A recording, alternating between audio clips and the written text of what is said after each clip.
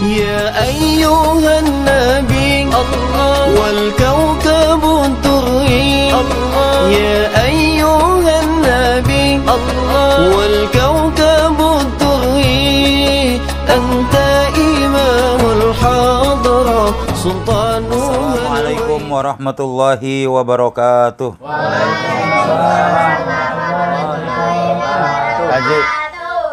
Bismillah, assalatu wassalamu ala rasulillah wa ala alihi wa sahbihi wa man tabi'ahu wa mawala.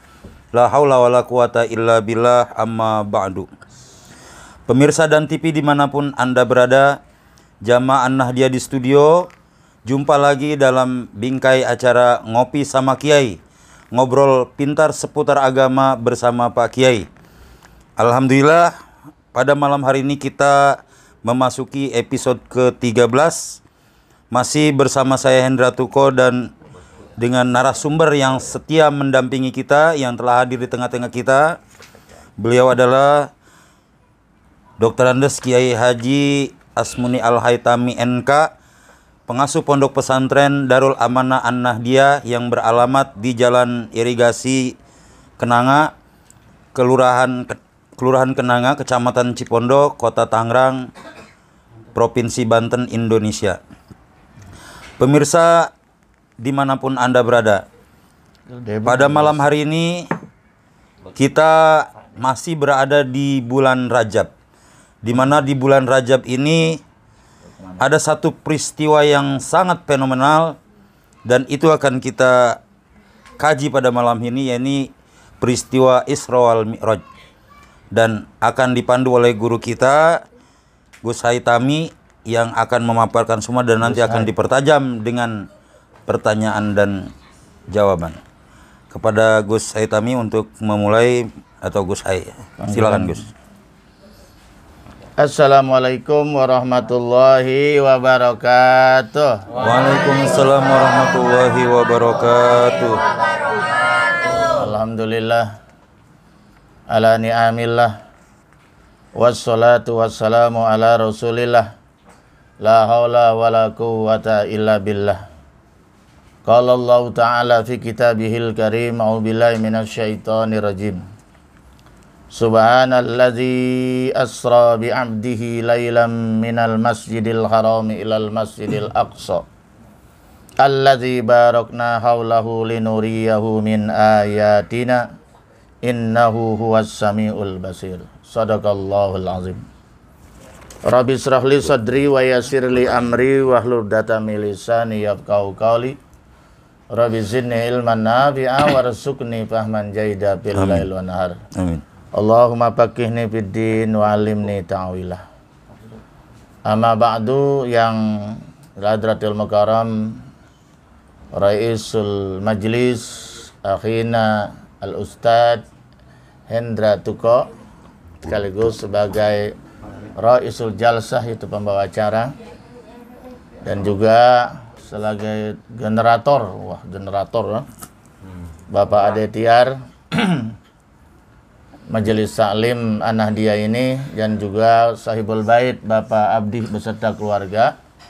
Mudah-mudahan tempat tinggalnya ini menjadi manzilan mubarakan. Amin. Rumah yang diberkahi oleh Allah Subhanahu wa taala karena dibuat pengajian ya.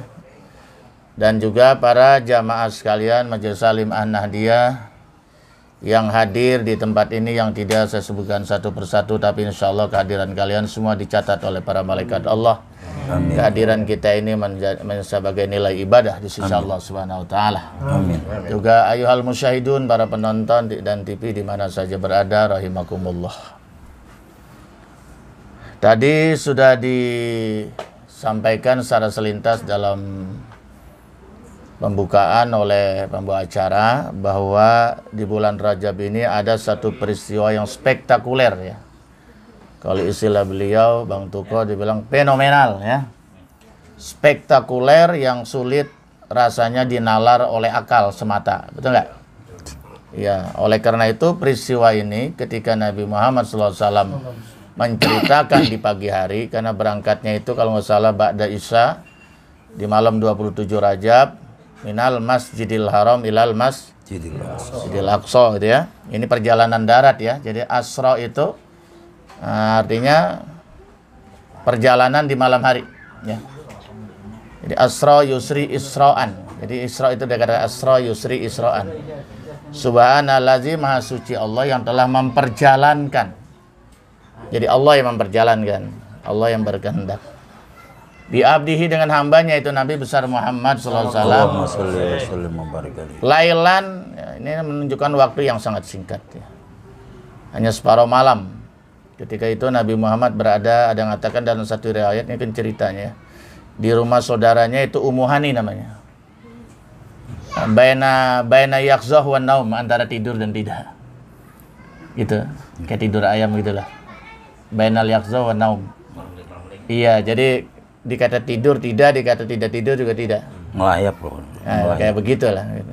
Setengah mimpi gitu. Tapi ada juga yang mengatakan di Masjidil Haram ketika adanya. Datang dua malaikat yang hebat, malaikat Jibril yang paling tinggi komandannya ya, dan Israfil membawa air zam-zam dicuci bedah itu.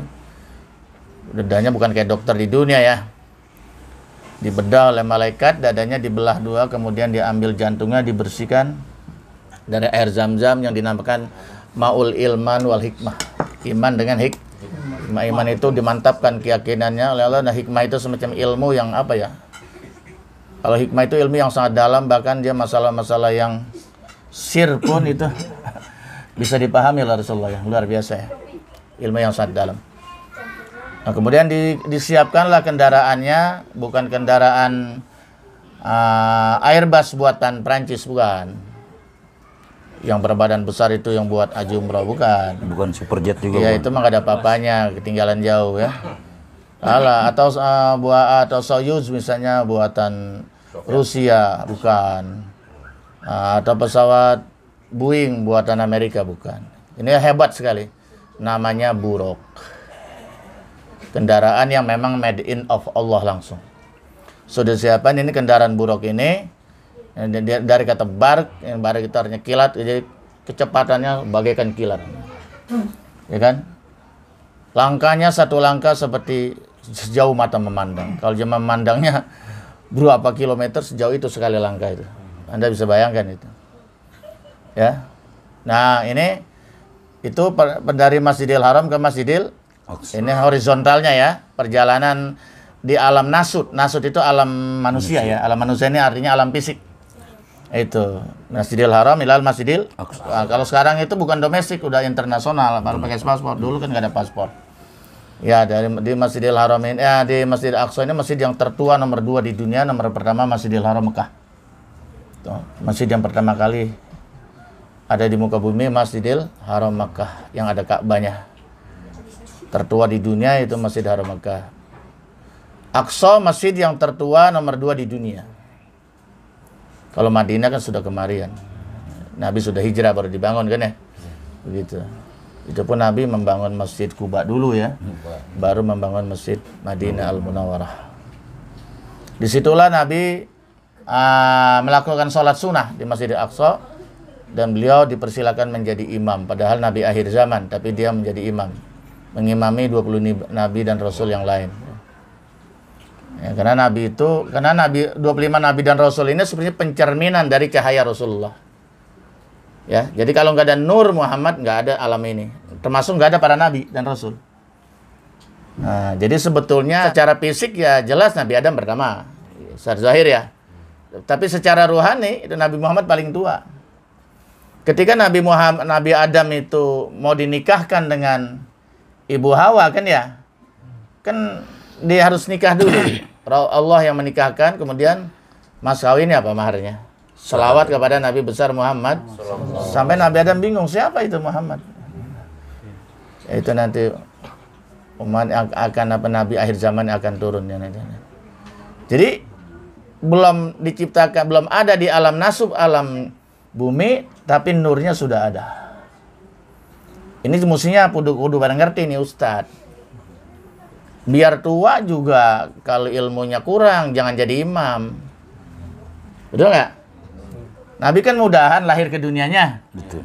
Tapi dia secara kualitas, secara keilmuan, ya Beliau lebih senior dalam segala hal ya. Makanya dialah yang dipersilakan menjadi imam. Itu di dunia, di akhirat pun begitu. Beliau nanti akan menjadi imamul anbiya wal mursalin. Beliau lah yang pertama kali diberikan hak untuk memberikan syafaat kepada umat manusia. Ya kan ya? Ini romannya modalnya tua doang, nggak boleh tampil sekali yang muda. Ya padahal yang muda itu juga berilmu, betul nggak ya? Akhlaknya bagus. Kenapa nggak diberikan kesempatan? Berarti nggak menyontoh Nabi. Ya tak? Nabi itu pernah memberikan pemimpin perang seorang pemuda, siapa namanya? Saya lupa itu. Sama ya, masih muda sekali itu, masih belasan tahun, tapi dia sudah memimpin panglima perang, luar biasa kan ya. Umur 16 tahun. Iya, jadi Masya Allah gitu ya. Ini penting, ini kadang-kadang enggak, yang mukul beduk dia, yang azan dia, yang komat dia, imam dia juga. Itu mah ada jamaahnya gitu. Iya. Jamaahnya cuma satu. Nah dari situlah Nabi Muhammad baru Mi'raj, diangkat Mi'rajnya, diangkat dari Masjidil Aqsa di Palestina ya, Yerusalem, yaitu Baitul Maqdis, menuju 7 lapis langit. Anda bisa bayangkan itu. Langit yang pertama aja saya kagak paham yang mana itu. Ini alamnya bukan alam nasut lagi, bukan alam materi ya, bukan alam manusia, tapi ini alamnya alam gaib. Tidak semua makhluk bisa melintas di sini. Yang bisanya ruh, kata para ahli filosof. Yang bisanya ruh dan malaikat, karena malaikat dari cahaya. Cahaya itu kan paling cepat, sangat cepat kan cahaya itu. Senter aja langsung nyampe kemana itu. Jadi yang bisa itu hanya makhluk halus, makhluk ruhani seperti ruh, malaikat, karena malaikat itu kan tanpa jasad. Malaikat itu tanpa jasad kan? Ya tak? Malaikatnya dibuat dari cahaya yang sangat halus sekali. Makanya dia bisa menembus alam gaib. Itu ya. Alam malakut gitu. Iya, alam malakut. Alam nasut ada alam malakut, alam rohani, alam gaib, metafisika. Ya ada? Nah, langit 1, langit kedua, langit ketiga, khususnya sampai langit ke-7 ketemu dengan Nabi Ibrahim alaihissalam. Kemudian dari situ ada satu lapisan lagi namanya Baitul Ma'mur. Di sana ada masjid, tempat tawafnya para malaikat. Satu hari tidak kurang dari 70.000 malaikat bertawaf. Itu Baitul Ma'mur, itu masjid yang ada di alam sana itu. Kalau jatuh itu pas jatuhnya di Ka'bah itu. Jadi pusar bumi itu Ka'bah itu, pusar bumi. Ya dah? Pusar bumi itu. Jadi selama itu Ka'bah masih ada yang tawaf, karena itu pusat magnet di dunia yang terbesar. Insyaallah bumi ini tidak akan kiamat. Ya, karena masih seimbang gitu ya. Gitu. Dari Baitul Ma'mur itu barulah yang terakhir namanya Sidratil Muntaha. Ini ada yang mengatakan pohon kehidupan. Tapi dia mengatakan ini singgasana agung, singgasananya Rasulullah, singgasananya Allah Subhanahu wa taala itu. Itu di situ. Ya disinilah, karena kemudian setelah itu bertemu dengan Allah. Ada yang mengatakan itu pakai satir, ada juga yang mengatakan langsung melihat zat Allah. Ini ikhtilaf ya. Kita nggak ada pikirin masalah gaib. Ini kita percaya bahwa Isra Mi'raj ini terjadi. Nah setelah itu menerima amanat sholat yang asalnya 50. Kemudian dapat usulan dari Nabi Musa yang umatnya umurnya panjang-panjang, besar-besar aja nggak kuat, apalagi umatmu ya Muhammad. Akhirnya nego bolak-balik sampai 5 waktu. Ya kalau 50 kita nggak pernah bisa kerja, hanya sholat terus dari pagi sampai pagi lagi. Hanya 5 waktu, 17 rakaat. Lah itu udah nggak boleh dikurang ditambah ya. Biar rajin banget jangan ditambah, subuh tetap 2, nggak boleh ditambah ya. Tambahin 4. Ya biar capek banget zuhur jangan dikurang, tetap 4. Jangan dikurang, itu udah paten. Ya, wajib itu. Kalau mau ditambah yang sunnah, kerjaan sholat badiyah atau qabliyah. Itu yang sunnah-sunnah, namanya sholat rawatib. Atau sholat-sholat sunnah khusus, misalnya duha, tahajud dan sebagainya. Dari situ Nabi Muhammad juga diajak berjalan-jalan, karena Nabi Muhammad itu sedang sedih sekali, namanya Amul Huzni, sedang sedih sekali karena 2 orang yang paling dia cintai, yang betul-betul mendukung dia berdakwah di Mekah itu kan lebih banyak sedihnya daripada senangnya kan ya. Ya karena ancaman, intimidasi dari Quraisy luar biasa ya. 13 tahun hanya dapat berapa, 100 orang berapa gitu ya. Jadi nggak seimbang dengan energi yang dikeluarkan, nggak efektif dakwah itu. Itu pun dakwahnya cuma masalah keimanan gitu. Syariat itu kan turunnya di Madinah. Puasa, haji, zakat, semua itu turunnya di Madinah itu. munakahat di Madinah. Itu Nabi diperintahkan hijrah. Itu sebelum hijrah itu Nabi Muhammad diangkat ke langit, diangkat jalan karena dua orang yang cintai meninggal. Satu Khadijah, istri. Yang kedua Abu Thalib, pamannya ya. Masya Allah. Nah setelah itu dia diajak melihat malaikat Jibril sebagai guide-nya melihat suasana surga dan neraka. Suasana surga dan neraka di situ. Terus itu ada gambaran surga ini. Kenapa dia begini-begini? Karena dia melakukan amal ini. Nah ini di neraka juga begitu. Ini dia ada yang wah perutnya itu diseret-seret gitu kan, pecah lagi seret, pecah lagi karena makan uang riba. Ada yang palanya dia pentokin sendiri sampai hancur, ya betul lagi sampai hancur, pentokin lagi karena nggak mau sujud, nggak mau sholat pada Allah SWT. Wah macam-macam lah. Cuma memang di surga itu kebanyakan penduduknya perempuan, kata Nabi itu. Nggak tahu perempuan istri kita masuk nggak itu, kemudian tidak masuk ya. Kemudian tidak masuk di neraka. Di neraka itu kebanyakan perempuan.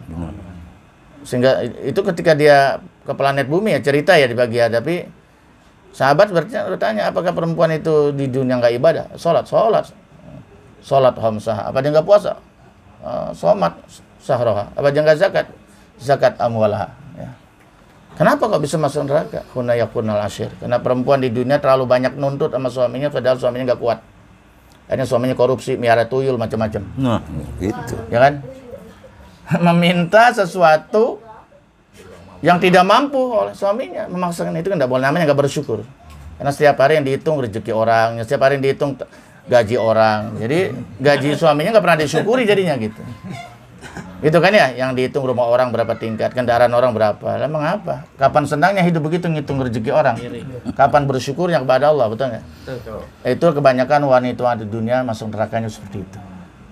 Tolong diberikan pengertian istri-istri kita ya, supaya menjadi ahli surga. Ahli surga.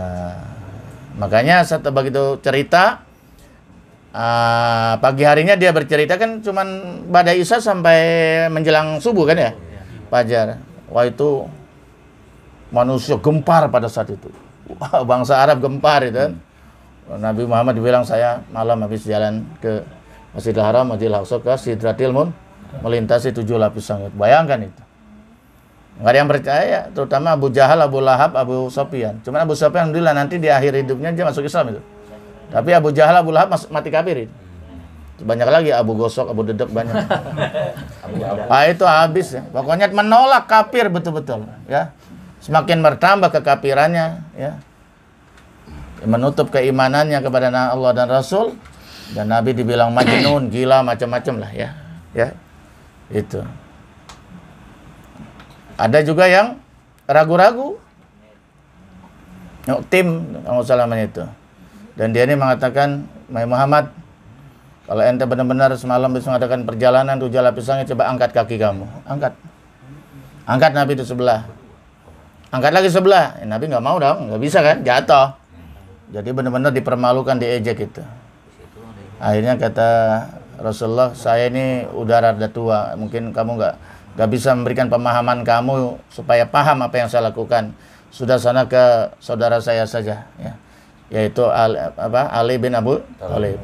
Datanglah ke Ali bin Thalib. Abu Thalib, saya diperintahkan oleh Muhammad, saudaramu. Saya suruh bertanya kamu jelaskan saya tentang peristiwa Isra Mi'raj supaya saya mengerti. Ali bin Abu Thalib marah luar biasa, dan dia berpikir, saya Nabi aja nggak bisa memberikan pemahaman, apalagi saya. Ambil pedang, langsung dibabat buntung lehernya itu. Dibunuh, karena sudah terlalu menghina Rasul. Tapi lain yang ketiga, Abu Bakar As-Siddiq ini. Masya Allah. Beliau yang orangnya selalu membenarkan Rasul semakin mantap. Ayo Abu Bakar As-Siddiq, apa kamu percaya bahwa saudara kamu, teman kamu yang mengatakan Muhammad mana? Bin Abdullah. Dia telah melintasi 7 lapis langit, Sidratul Muntaha, kemudian di pagi hari sudah ada di bumi. Apa kata Abu Bakar As-Siddiq kalau bahasa kita? Oh, jangankan 7 lapis langit, lebih dari itu kalau memang Muhammad bin Abdullah yang berkata, saya percaya. Makanya diberi gelar As-Siddiq. Orang yang selalu banyak membenarkan Rasulullah sallallahu alaihi wasallam. Allahumma shalli wa sallim wa barik alaihi. Itulah. Jadi ini sebenarnya ujian keimanan juga ya. Peristiwa ini itu. Nah itu ceritanya, nanti hikmahnya kita gali lah, kita diskusikan ya, kita bicarakan. Wallahu a'lam bishawab. Alhamdulillahirabbil alamin. Terima kasih Gus Hai yang telah memberikan pengantarnya terhadap kajian kita malam hari ini. Kita akan membicarakan dan mempertajam dengan pertanyaan-pertanyaan seputar Isra wal Mi'raj. Namun sebelum kajian kita mulai, saya mohon kepada pemirsa semua di rumah, jangan lupa subscribe di bawah ini, like and share, karena jadikan jari jemari Anda sebagai senjata untuk jihad fisabilillah, karena untuk membantu perjuangan kita dakwah melalui media. Baik, kita akan mulai kaji kita dengan tanya jawab. Yang pertama penanya Bapak Muslim ya, silakan Pak Muslim. Assalamualaikum warahmatullahi wabarakatuh, Gus. Assalamualaikum warahmatullahi wabarakatuh. Tadi sudah sedikit ada penjabaran. Untuk lebih jelasnya lagi, saya ingin menanyakan apakah Isra Mi'raj itu benar-benar terjadi, dan jikalau itu benar-benar terjadi, Rasulullah itu berangkat ke langit itu dengan ruh atau jasadnya? Mungkin harapan saya untuk mohon diperjelas. Iya, mohon diperjelas untuk penjelasan tersebut, Gus. Waalaikumsalam warahmatullahi wabarakatuh. Biasa aja, jangan grogi. Jam malam. Biasa aja. Biarin buat nanya. Udah. Biasa aja, pakai bahasa bebas aja. Yang penting pertanyaannya saya mengerti kan. Ini gara-gara ini kali aja nih grogi sama Bang Tuko nih. Nah ini memang kalau masalah peristiwa Isra Mi'raj itu ulama nggak ada yang mengingkari dong, karena memang sudah ada di Al-Qur'an. Surat Al-Isra atau Bani Israel ayat 1 itu kan ya, Subhanallazi asra bi 'abdihi laila minal masjidil haram ila masjidil aqsa, dan seterus. Itu kan ada di Al-Qur'an tuh enggak? Dan kebenaran Al-Qur'an itu mutlak, mau Muslim. Enggak ada yang membantah, pasti itu. Jadi kalau ditanyakan Isra Mi'raj apakah benar-benar terjadi? Ya benar-benar terjadi. Karena ditulis di dalam Al-Qur'an, firman itu jelas sekali itu ya. Dalam surat Al-Isra itu ya. Cuman yang jadi persoalan, yang berbeda pendapat, tujuannya mas sama sebenarnya baik. Cuman cara memandang peristiwa Isra Mi'raj ini yang berbeda. Kalau di kalangan para filosof itu nggak percaya dia kalau Nabi Muhammad itu dengan ruh dan jasad, karena dia kan harus melintasi alam lahut tadi itu. Alam lahut itu alam gaib ya, metafisika itu. Alam malakut. Non empirik ya, itu non empirik. Dan alam malakut, alam gaib ini hanya bisa dilintasi hal-hal yang bersifat gaib. Oleh karena itulah para filosof nggak percaya ada kebangkitan alam kubur itu dengan jasad. Jadi ruhnya yang ditanya. Kebangkitannya ruhnya, jasadnya tetap di alam kubur, di kuburan, adanya di bumi. Gitu loh. Dan juga nggak percaya nanti Yaumul Ba'as itu kebangkitan di akhir zaman itu ruh, jasad, hanya ruh. Yang masuk surga neraka juga itu nanti ruh. Karena itu alamnya alam gaib. Jadi ruh yang menikmati surga, ruh yang merintih betapa dahsyatnya neraka, kan begitu. Kenapa filosof berpikir begitu? Karena dia berpikirnya pendekatan logika. Jadi sesuatu itu harus masuk akal. Tidak boleh melanggar aturan-aturan logika.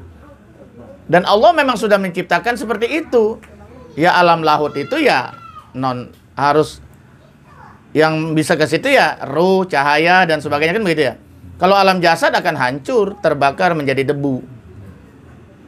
Apalagi pesawat ulang-alik meledak langsung.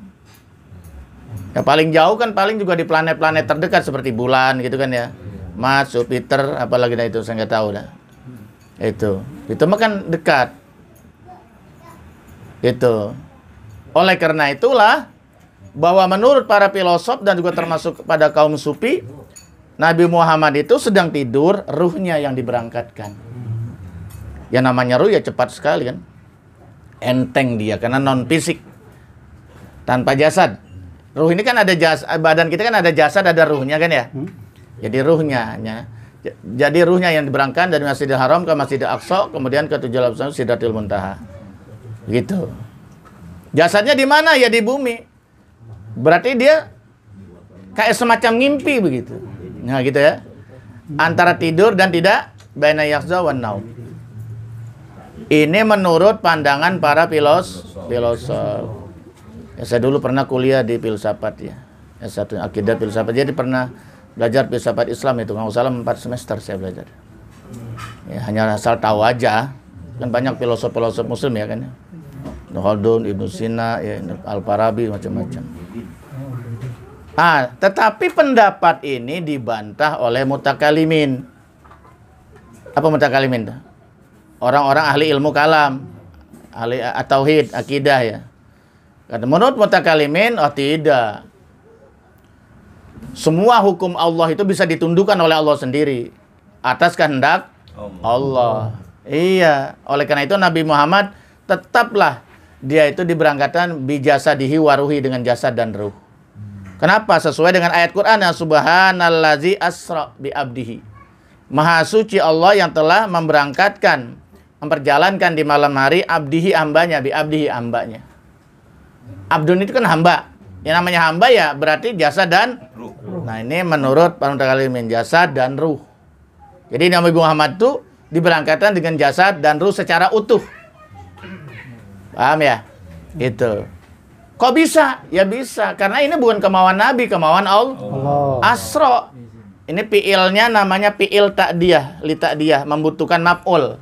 Kalau dalam bahasa Indonesia namanya transitif. Transitif itu butuh objek.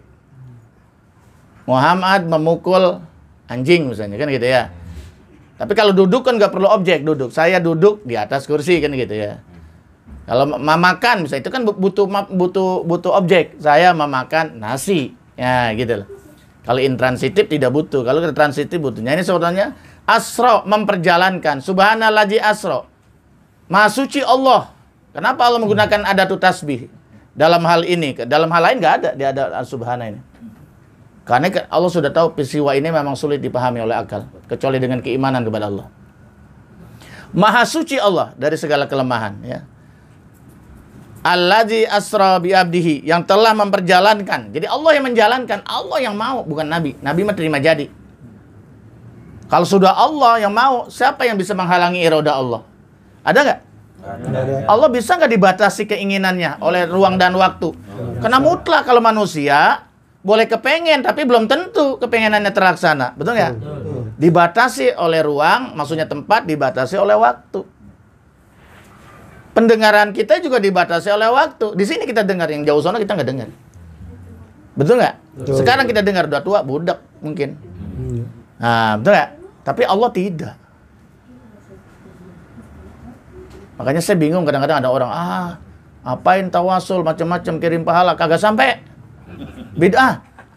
Kok tahu dari mana nggak sampai itu? Suruh mati duluan. Iya. Kalau nggak percaya udah mati dan saya doakan. Sampai pakai kan begitu. Dari mana dia tahu kalau Allah itu nggak sampai?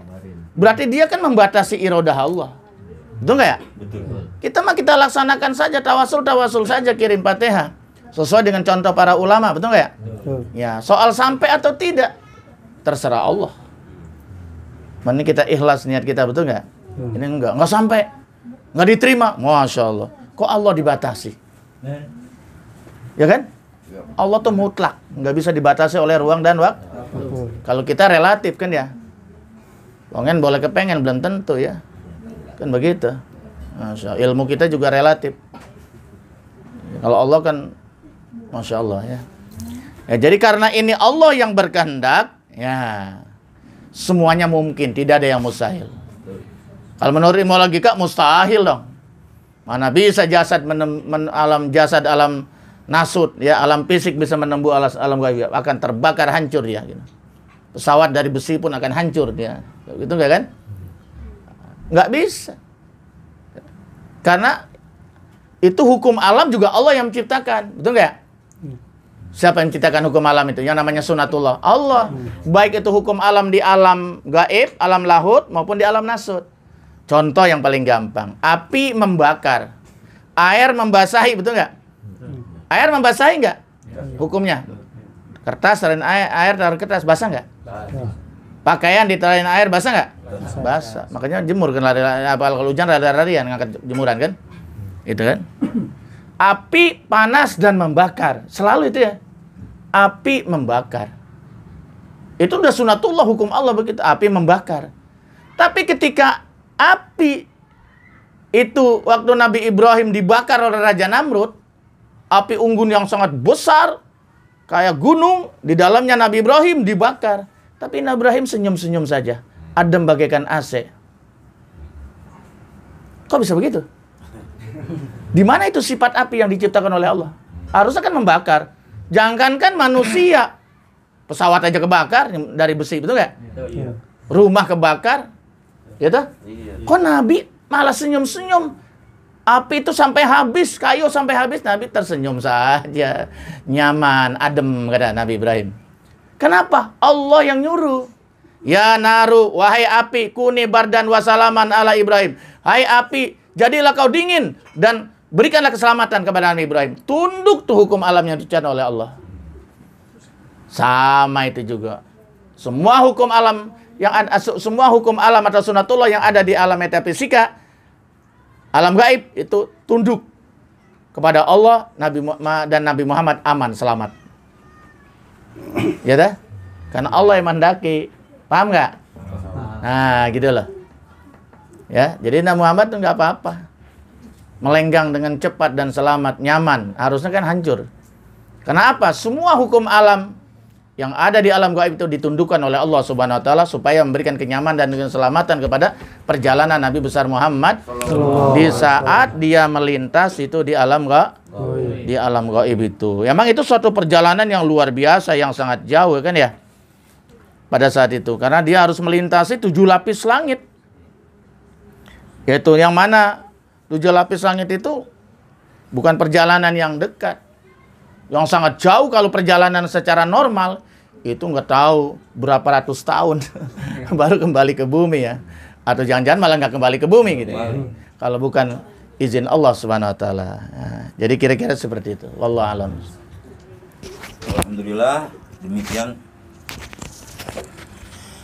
Alhamdulillah demikian baru saja kita dengarkan bersama-sama penjelasan atas pertanyaan dari Bapak Muslim.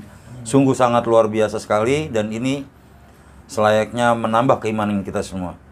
Amin ya rabbal alamin. Nah pemirsa dan TV, sambil masih tetap kita ngopi-ngopi ya, jangan lupa jangan terlalu tegang biar rileks, ngopi-ngopi ya. Kita juga tetap fokus untuk pembahasan-pembahasan seputar Isra wal Mi'raj ini. Baik, untuk selanjutnya penanya yang kedua Bapak Riki ya. Silakan Pak. Ada. Mana Pak Riki? Pendatang baru. Pendatang baru, Ustaz. Iya, coba perkenalan dulu nama. Siap. Assalamualaikum warahmatullahi wabarakatuh. Waalaikumsalam warahmatullahi wabarakatuh. Nama saya Riki. Asal dari Sunda, Pak Ustaz. Sundanya di mana? Di Sukabumi, Pak Ustaz. Oh, Sukabumi. Iya. Iya. Jawa Barat tepatnya. Iya, dulu saya pernah Bang Jai itu ada undangan di Sukabumi. Oh iya. Jam 12 baru ceramah. Jam 2 baru turun. Itu. Udah saya nginep di sono di tengah sawah rumahnya. Masih banyak sawah-sawah sih sana. Iya. Janda muda banyak nggak? Waduh, pernah tahu Pak Ustaz. Janda kembang ada nggak janda kembang? Oh ada itu Romai Rama dan lain sebagainya. Iya coba. Ya saya mau bertanya Pak Ustaz. Apa yang dimaksud dengan 7 lapis langit? Mohon pencerahannya Pak Ustaz.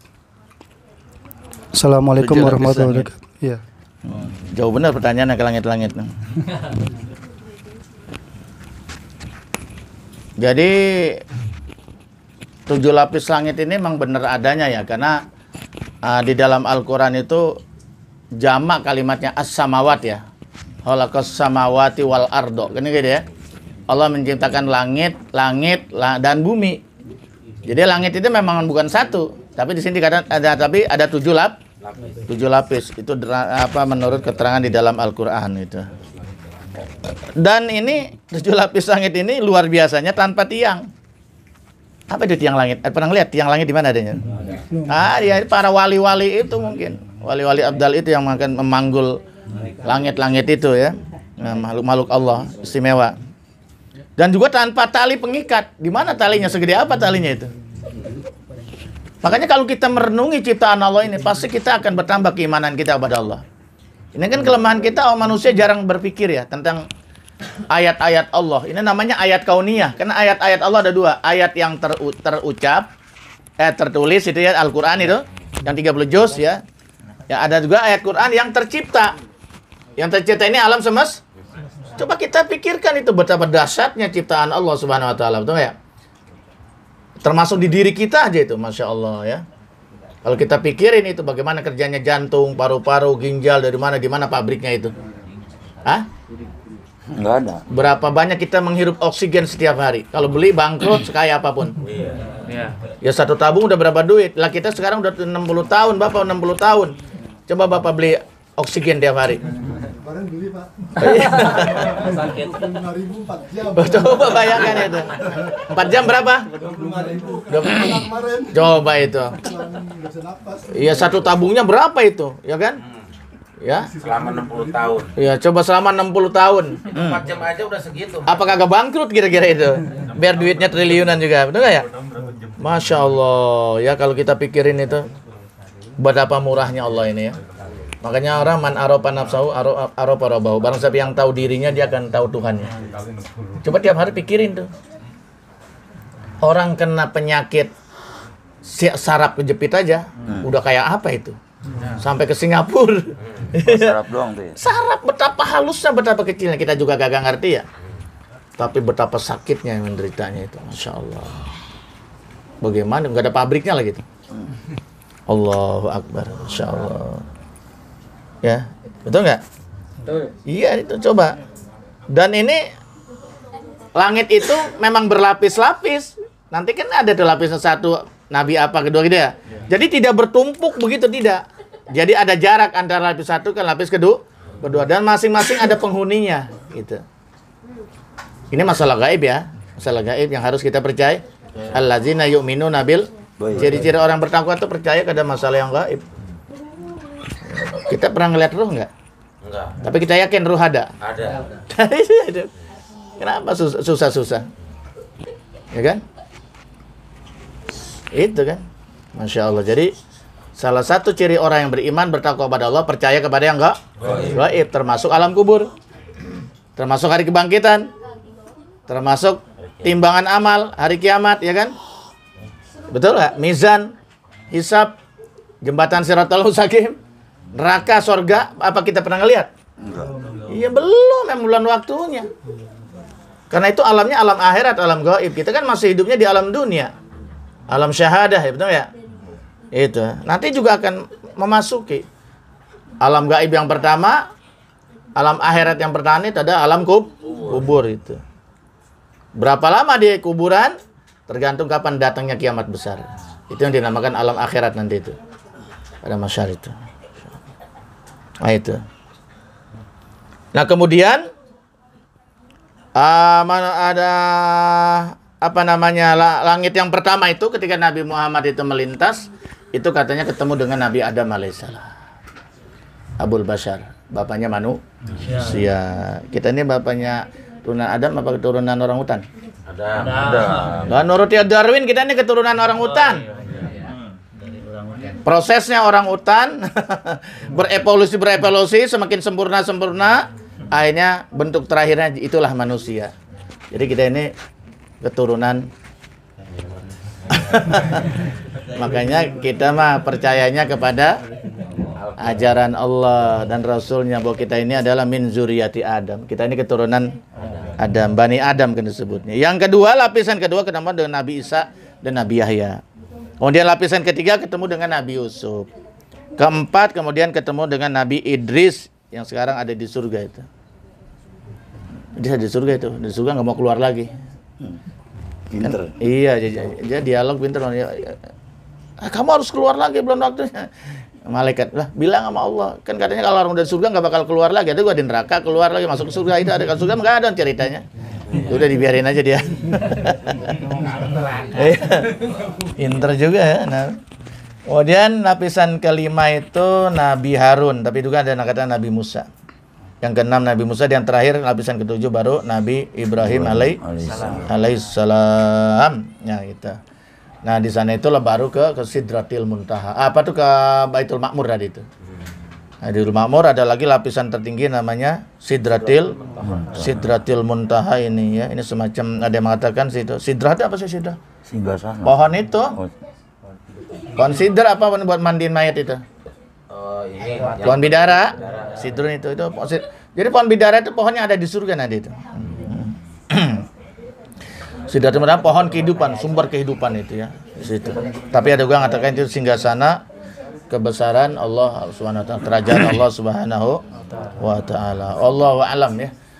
Ini masalah gaib. Allah hanya Allah yang tahu ya. Alhamdulillah, terima kasih atas penjelasan dari pertanyaan Pak Riki tadi ya. Jadi ini sungguh sangat luar biasa. Selayaknya menambah keimanan kita karena memang itu ada fakta nyata namun tidak bisa kita saksikan dengan mata, hanya bisa kita saksikan dengan mata hati. Jadi selayaknya ini akan menambah keimanan kita semuanya. Amin. Ini kenapa jadi pada bengong gini? Jangan terlalu tegang. Serius? Ngopi. Ayo silakan. Ya, sambil aja sambil. Mana aja, ya, Udah dicontohin ya, ayo sambil. Masih ada penanya selanjutnya ya? Masih ada penanya? Oh, iya, oke Pak Abdi, silakan Pak Abdi. Assalamualaikum warahmatullahi wabarakatuh. Gus, ada pertanyaan dari saya mengenai kenapa hanya Rasulullah yang mendapatkan perintah sholat hingga atau sampai ke langit dan menerimanya. Bagaimana? Kenapa hanya Rasulullah yang mendapatkan perintah sholat sampai ke langit untuk menerimanya? Kenapa Rasulullah menerima amanat sholat sampai diangkat ke langit begitu kali? Amanat sholat. Bikin saya bingung. Itu aja. Kenapa puasa tidak begitu kali? Ya, betul. Kenapa haji tidak cukup Jibril turun ke bumi kan? Kok sholat beda gitu ya? Gitu kali? Iya, betul. Maksudnya begitu, Gus. Selengkapnya seperti itu. Tolong penjelasannya, Gus. Ya. Assalamualaikum warahmatullahi wabarakatuh. Waalaikumsalam. Terima kasih. Ya memang disitulah kelebihan derajatnya Nabi besar Muhammad sallallahu alaihi wasallam. Tadi kan sudah dicontohkan kenapa waktu di Masjidil Aqsa sebelum Mi'raj ke 7 lapis langit Nabi Muhammad yang menjadi imam salat. Di situ udah ketahuan derajatnya Nabi Muhammad. Nanti gua di akhirat begitu. Nabi Adam tidak mau memberi syafaat, malu sama Nabi. Sama Allah. Kenapa? Saya punya dosa melanggar aturan Allah, buah holdi. Ya, sampai saya dikeluarkan. Diusir lah kalau bahasa kasarnya dari surga. Nah, pantas rasanya beri syafaat gitu ya. Nabi Nuh juga nolak. Saya pernah nyumpahin umat saya sampai mati semuanya kelebu banjir. Saya buat 950 tahun masih kafir aja. Iya kan lama banget 950 tahun ya. Iya. Karena Nabi Nuh ini katanya umurnya sampai 1000 tahun. 1000 tahun. Termasuk anaknya ya kan. Termasuk istrinya kafir itu membangkang itu. Naik ke gunung katanya. Ya ternyata gunung kelelep juga mati kan. Jadi yang selamat itu binatang, pohon, semua manusia yang hanya naik perahu Nabi Nuh. Dan anehnya Nabi Nuh itu bangun perahu jauh dari pantai. Makanya dibilang Majnun, gila. Taruhin kotoran itu, Masya Allah. Luar biasa itu. Ya ujiannya Nabi Nuh itu. Kan umat yang pertama punya, Nabi yang pertama punya umat kan Nabi Nuh. Nabi Adam kan belum punya umat. Baru istri dan keluarga anak-anaknya. Ya itu. Itu. Jadi nanti di akhirat tuh yang pertama kali diberikan hak prerogatif beri syafaat itu Rasulullah. Namanya syafaatul uzma, syafaatul kubro. Jadi kelebihan syafaatul kubro itu Nabi Muhammad bukan hanya bisa beri syafaat kepada umatnya, kaum muslimin katanya, tapi juga bisa memberikan syafaat kepada umat-umat yang lain, umatnya nabi-nabi yang lain. Itu kehebatannya Nabi Muhammad. Itu. Ya itu karena itu udah iradah Allah, kenapa hanya Nabi Muhammad yang di Mi'rajkan? Emang benar. Peristiwa Isra Mi'raj itu hanya terjadi pada pribadi Rasulullah SAW, tidak pernah terjadi yang lain. Untuk apa? Menerima sholat, bayangkan itu. Jadi ibadah sholat ini tidak hanya cukup malaikat Jibril ini kan menteri penerangan ya, cukup nyampein wahyu ya, informasi ya. Kalau sekarang namanya menteri informatika ya, apa dong? Menko Info ya. Menkominfo. Iya. Itu dia punya tugas sangat mulia menyampaikan firman Allah kepada Nabi besar Muhammad, dan Nabi Muhammad ini menyampaikan kepada umat manusia.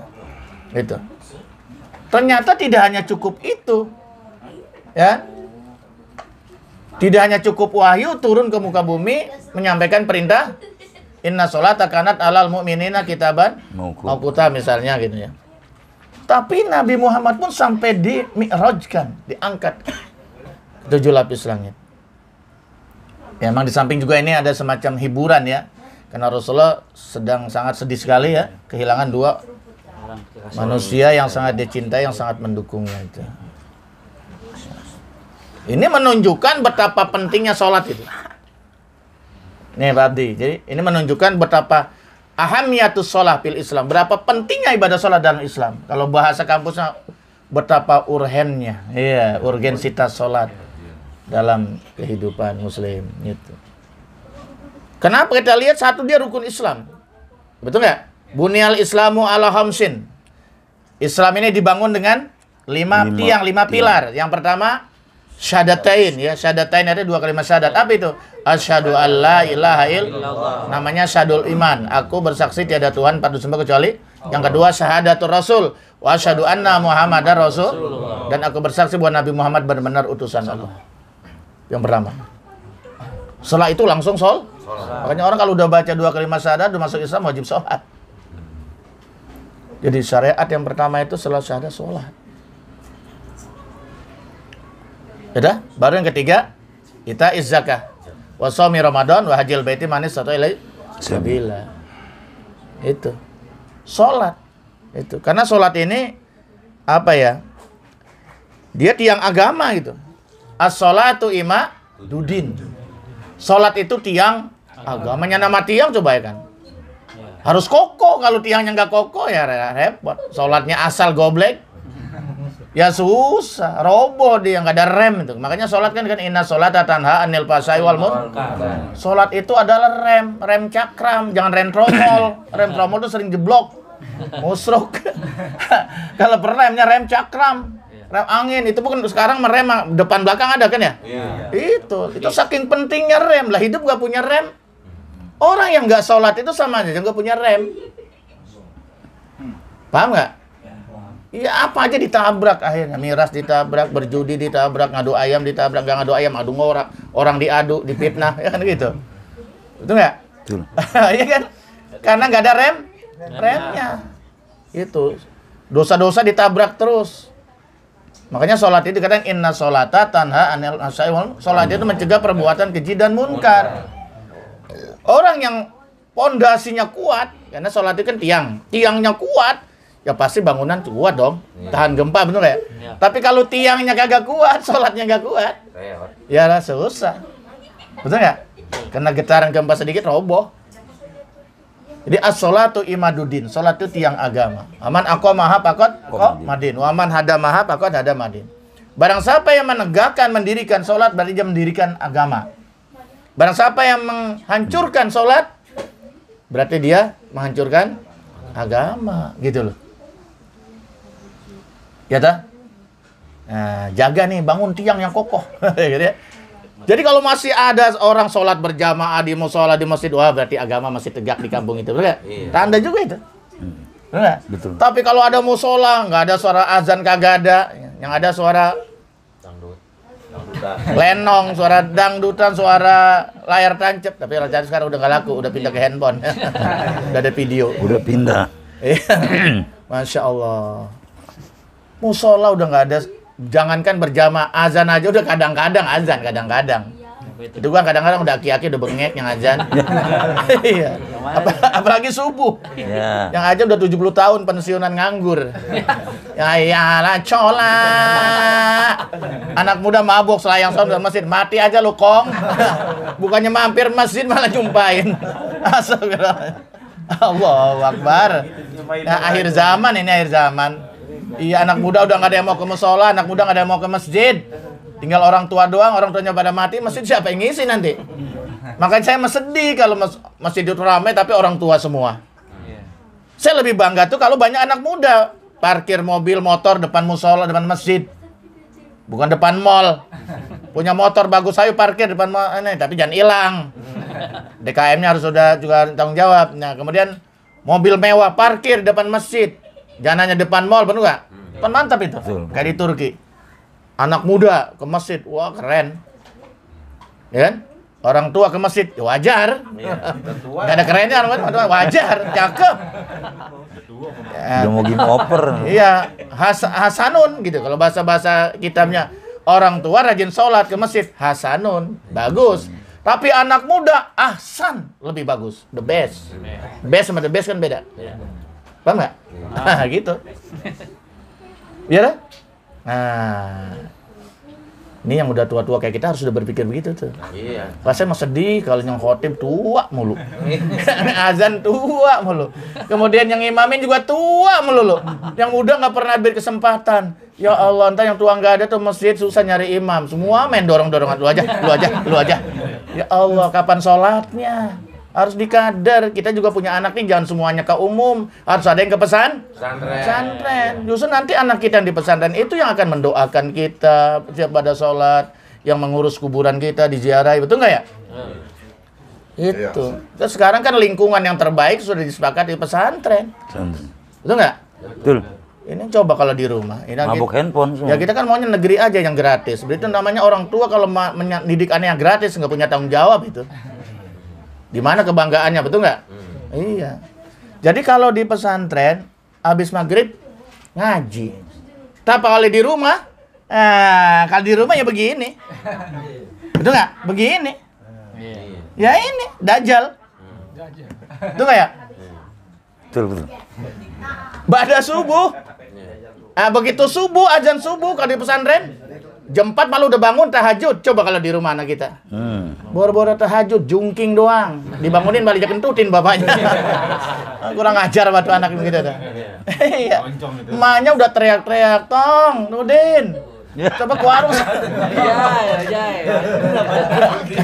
Bang Jai maki-aki. "Din, warung sebentar, ke warung nih. Nih emak nih nggak punya garam. Masya Allah. Dia kagak dengerin. Saking asiknya main handphone, budek kupingnya. Ada suara azan, hayalah sholat, juga dia kagak dengerin. Coba itu, coba kalau di pesantren digebuk. Iya, disiplin. Sebetulnya kalau pengen ogah pusing, pengen selamat dunia akhirat, sebenarnya anak-anak itu mendingan dimasukin di pesantren dah. Apalagi dan mantap itu. Luar biasa. Nggak usah jauh-jauh, pinggir kali aja. Iya. Iya. Gitu. Lah saya kalau bukan jamaahnya dukung siapa lagi, betul nggak ya? Iya betul. Begitu. Lah iya, rumah menteri aja bisa dibangun 2 lantai. Mabruk berkah. Tuh ya, sampai terus jadi sholat itu dalam satu terangan digambarkan seperti kepala dari badan. Ngeri nggak kepala badan? Saya tanya, orang dibuntungin lehernya, hidup apa mati? Mati. Kecuali Gandaruwo. Cuman bohong-bohongan itu mah di film. Iya, orang lehernya kagak ada hidup, jalan, nyambung lagi. Ya itu setan. Semua secara logika manusia itu kalau sudah putus lehernya mati. Betul nggak ya? Makanya disembelih itu lehernya kan dipotong. Masa menyembelih kambing kaki dipotong ya tetap hidup. Ah, kan begitu. Jadi orang itu sholat itu digambarkan kepala. Jadi orang kalau nggak sholat, nggak sembahyang, sama juga mayat berjalan. Ngeri nggak? Sedih banget ketika ada mayat berjalan. Iya. Ya mayat hidup tanpa kepala. Paham nggak itu?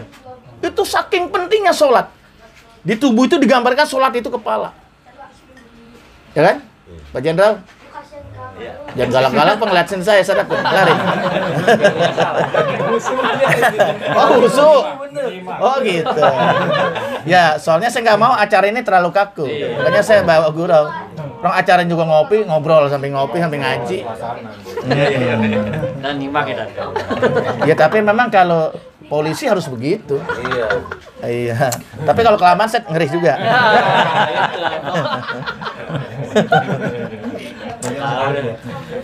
Dan sholat itu nanti dalam satu hadis amal kita yang pertama kali dihisab. Bayangkan itu. Kalau ketika diperiksa dihisab di akhirat sholatnya beres, yang lain gampang. Beres. Karena sholat itu standar kesolehan seseorang ukurannya sholat, bukan yang lain. Kalau sholatnya bagus, insya Allah yang lain ikut bagus. Ya kan, Idan? Kalau sholatnya rusak, apalagi yang lain. Kan begitu. Karena sholat itu kan ibadah yang harus sangat formal. Dia harus berwudu dulu, harus menghadap kiblat, harus menutup aurat dan sebagainya, bersih-bersih, kan begitu ya. Karena kita menghadap Allah kan, berdialog langsung dengan Allah itu. Sholat itu luar biasa. Jadi geraknya, bacaannya semua udah diatur oleh Rasulullah SAW itu ya. Insya Allah.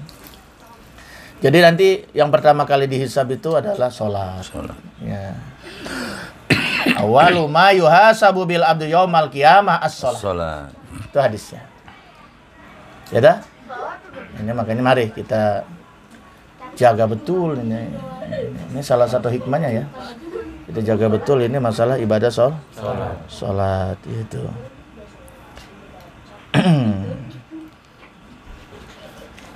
Nah, ini jadi di dalam peristiwa Isra Mi'raj ini memang ya yang bisa kita ambil itu tadi sebagaimana Bang Tuko mengatakan kita harus lebih memantapkan keimanan kita. Karena iman ini kan modal utama ya. Menghadap Allah, kalau nggak punya iman, apa modal kita? Kita sholat, puasa, haji, zakat, semua. Itu kalau nggak ada iman, udah sah. Ditolak oleh Allah Subhanahu. Ada orang non-muslim puasa. Ya silakan puasa, tapi hanya dapat kesehatan aja. Yang kedua, dia baik menghormati saudaranya muslim. Tapi di sisi Allah nggak ada nilainya.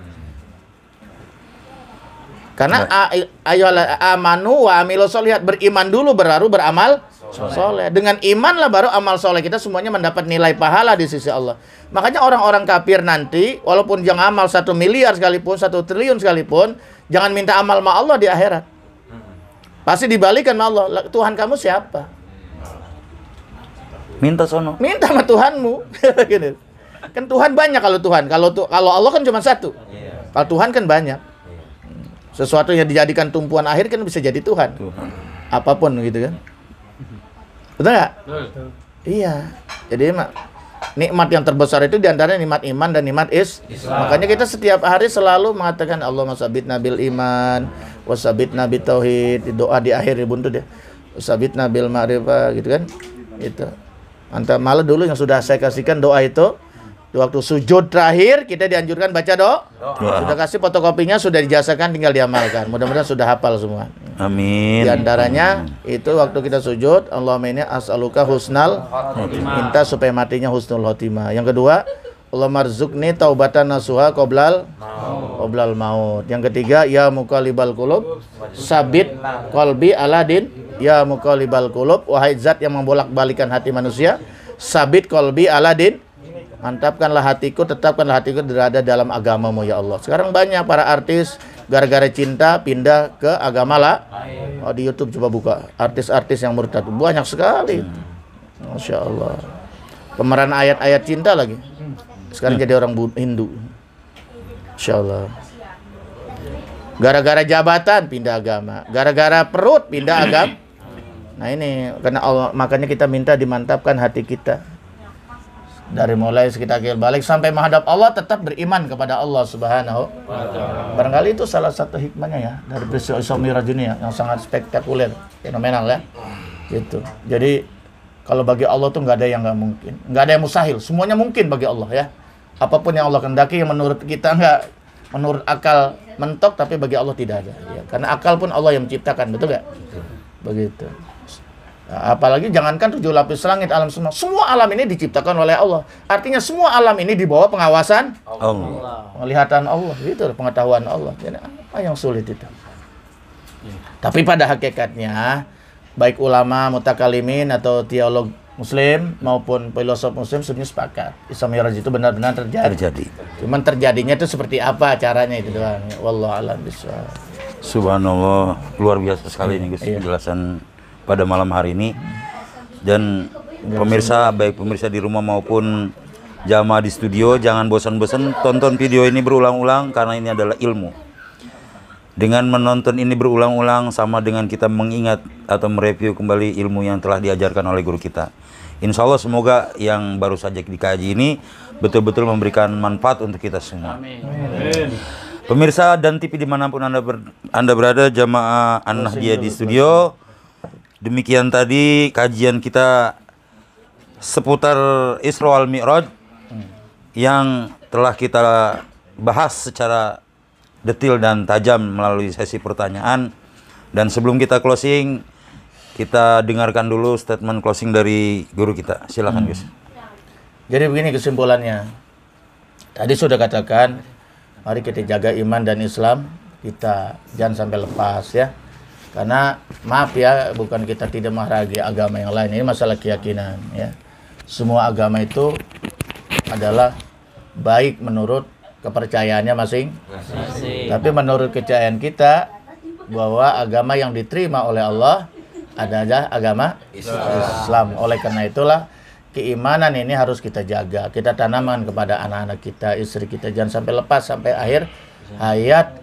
Karena sebesar apapun dosanya, kalau menurut Ahlus Sunnah wal Jamaah ya, yang saya pelajari, walaupun dia pernah berzina, dalam satu hadis itu, walaupun dia pernah membunuh, walaupun dia pernah berjudi sekalipun ya, pokoknya dosa besar, tapi kalau masih dia percaya kepada la ilaha illallah, kunci surga itu kan, suatu saat dia dikeluarkan dari neraka masuk surganya Allah Subhanahu wa taala. Selama tidak musyrik kalau itu, Gus ya. Ya, selama dia tidak musyrik kepada Allah, tidak munafik. Ya mungkin dalam perjalanan hidupnya dia beriman pada Allah. Dia percaya betul sama Allah, sama ajaran Rasulullah. Cuman di jalan perjalanan hidupnya dia banyak terjelebab. Atau mungkin situasi kondisi atau apa gitu, apa karena faktor keagamannya yang kurang, karena faktor lingkungan, pergaulannya. Bisa saja kan? Orang itu menjadi pembunuh, menjadi perzina, menjadi penjudi, betul nggak ya? Tapi dia sampai mati, dia nggak sempat taubat, tapi dia masih beriman kepada Allah. Itu masih dikeluarkan nanti suatu saat dari neraka. Nah, terserah nggak mau mampir dulu, mau langsung. Mau nyobain. Itu kalau menurut paham Ahlus Sunnah. Tapi kalau paham warid, kalau sekarang ISIS katanya. Warid itu ISIS gaya baru, ISIS juga warid gaya baru. Orang yang mukmin yang berdosa-dosa besar, halal dibunuh, halal dirampas harta dan haknya. Keras ya? Islam garis keras. Itu. Kalau Mu'tazilah lain lagi, manzilah baina manzilatain. Orang yang beriman berbuat dosa besar mati nggak tobat. Oh, tobat lain lagi ya. Nggak sempat tobat, mati dia. Tidak wala di surga, wala di neraka. Wala fil jannah, wala fil nar. Dan namanya manzilah baina manzilatain. Jadi galengan. Iya, jadi nggak ada pastian hukum, nunggu ini aja orang yang hidup. Jadi apakah nanti ada kiriman kebaikan tambahan? Ya, jadi kalau emang ada satu keterangan itu nanti surga dan neraka ada batas, ada tembok besar, tembok besar. Namanya Al-A'raf temboknya itu. Nanti di situ ada penduduknya juga namanya Ashabul A'raf. Karena ditimbang 50-50. 53 amal soleh, 50% amal soleh, 50% amal maksiat. Ya udah jadi satpam. Nunggu apa ada anaknya yang mengirim pahala doa dan macam-macam kebaikan dari anak-anaknya gitu kan ya. Itu kan makanya anak yang kita didik menjadi anak yang saleh, misalnya masuk pesantren, jadinya orang ahli ibadah. Itu bisa nolong kita di alam kubur. Di alam akhirat nanti itu. Gitu. Ini Ashabul A'raf ini kalau dia ngelihat ke kiri, Masya Allah. Menangis dia karena melihat betapa dahsyatnya azab neraka itu. Tapi kalau dia melihat ke kanan, Masya Allah, betapa indahnya surga, pengen. Tapi dia nggak bisa masuk. Nggak bisa. Karena 50-50.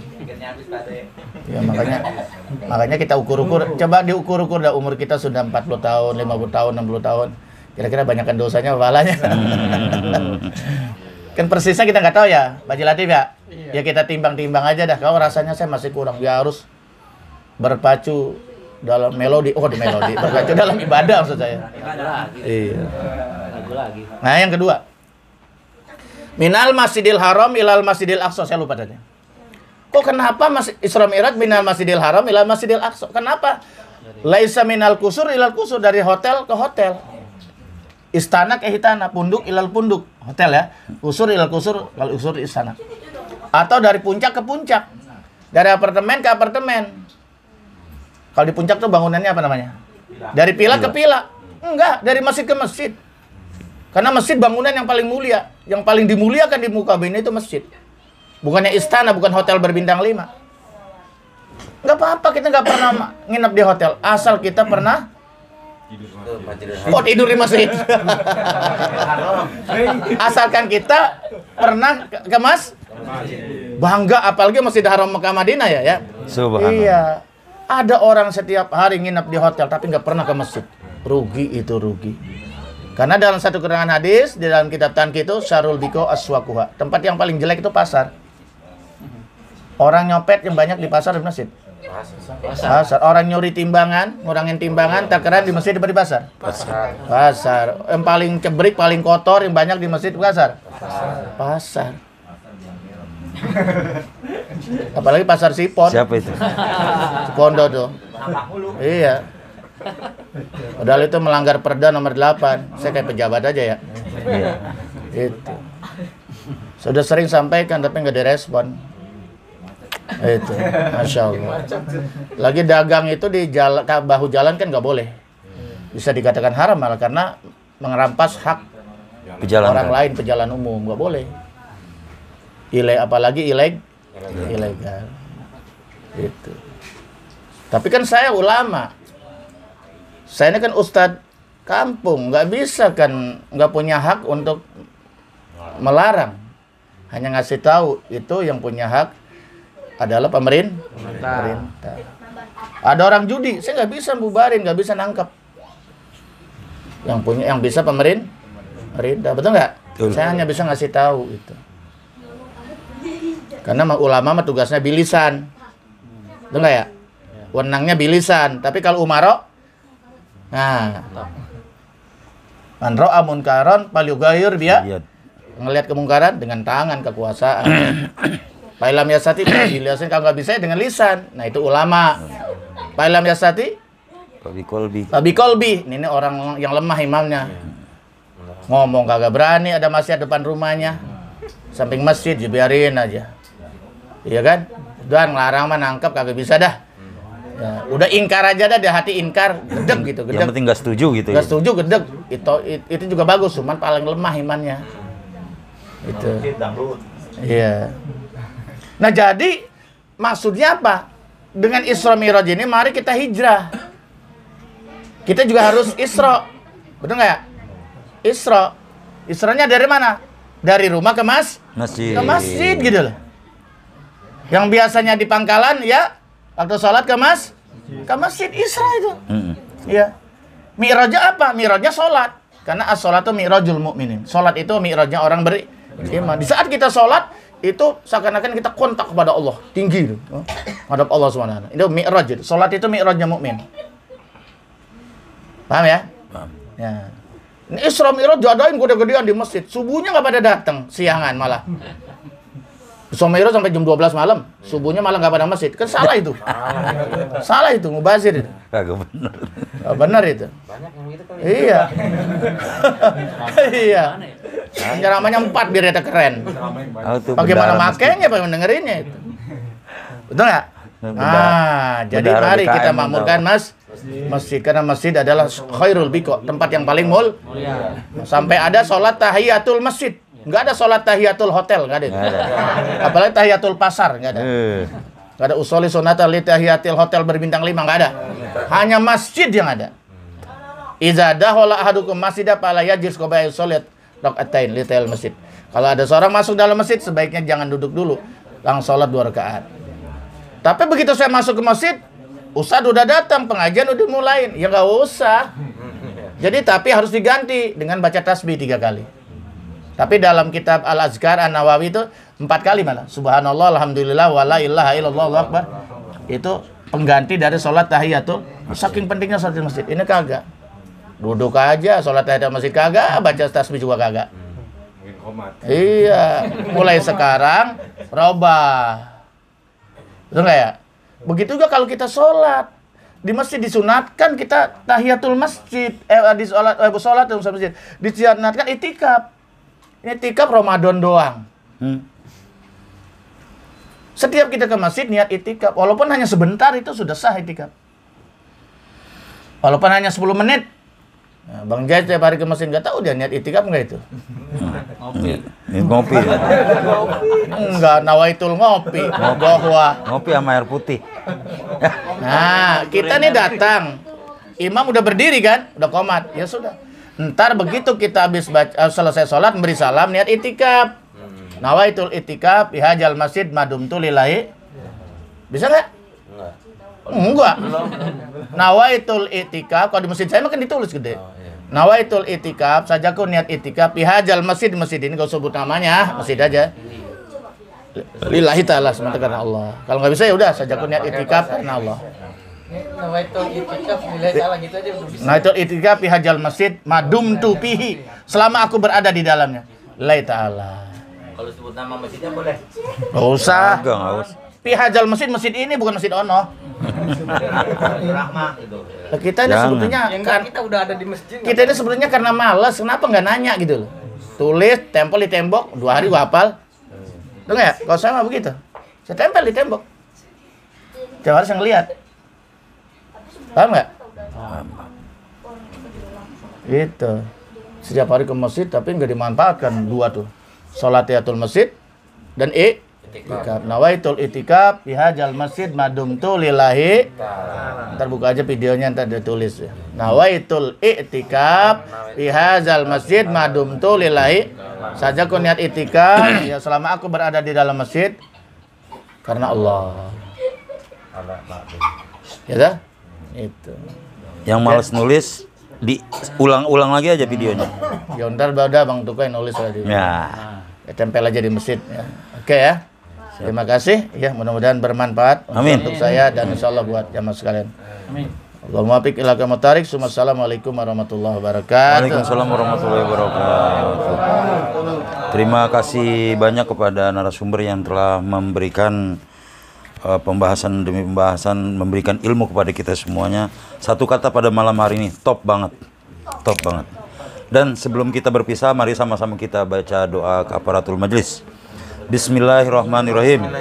Subhanaka Allahumma wa bihamdika asyhadu an la ilaha illa anta astaghfiruka wa atubu ilaik.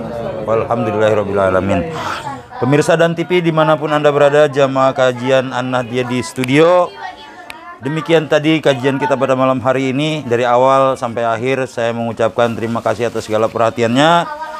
Dan saya Hendra Tuko beserta narasumber Gus Haitami mengucapkan terima kasih atas segala perhatiannya. Mohon maaf atas segala kurangan.